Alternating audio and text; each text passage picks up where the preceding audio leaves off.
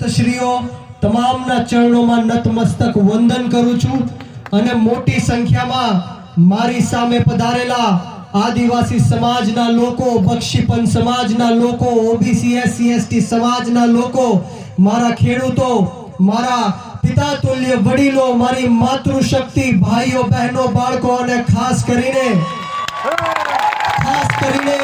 મારા સાવજો જેવા યુવાનો ઉપસ્થિત છે ત્યારે બ્રિજરાજ સોલંકીને આપ તમામને આ પરિવર્તનની લડાઈમાં, ખેડૂતોની લડાઈમાં તહે દિલથી આપ સૌનું હું ક્રાંતિકારી સ્વાગત કરું છું. આપનો ખૂબ ખૂબ આભાર વ્યક્ત કરું છું.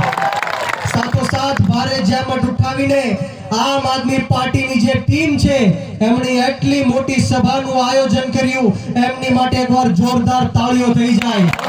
સાથોસાથ જે લોકોનો અવાજ સરકાર સુધી પહોંચાડે છે, લોકશાહીનો ચોથો સ્તંભ એવા મીડિયાના મિત્રો પણ અહીંયા ઉપસ્થિત છે અને ખડે પગે જે પોલીસ કર્મચારીઓ, પોલીસ અધિકારીઓ આ વ્યવસ્થાની અંદર, આપણી સુરક્ષાની અંદર ઉપસ્થિત થયા છે, એમની માટે પણ એકવાર જોરદાર તાળીઓ થઈ જાય. મિત્રો વિશેષ વાતો નહીં કરું, તબિયત બહુ નરમ છે, ગળું બહુ ખરાબ છે, કદાચ અવાજ ન નીકળે તો મને માફ કરજો, ક્ષમા ચાહું છું. પરંતુ છેલ્લા 30 વર્ષથી આ ભ્રષ્ટાચારી ભારતીય જનતા પાર્ટીના કુશાસનમાં આપણે સૌ પીડાઈ રહ્યા છીએ.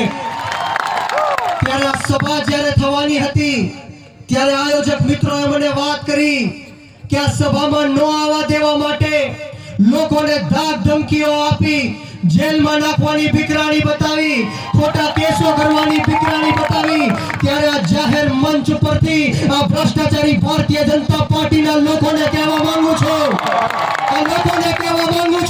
કે તમે ગમે એટલો અન્યાય કરો, અત્યાચાર કરો, ખોટા કેસો કરો, જેલમાં નાખો, પરંતુ અમે ગરીબ ખેડૂતના દીકરા તમારી સામે છેલ્લા શ્વાસ સુધી મોર આપી દેવા માટે તૈયાર છીએ. મોર આપી દેવો છે ને? આપણે સૌએ સાથે મળીને આ ભ્રષ્ટાચારી ભારતીય જનતા પાર્ટીને જડબા તોડ જવાબ દેવાનો છે.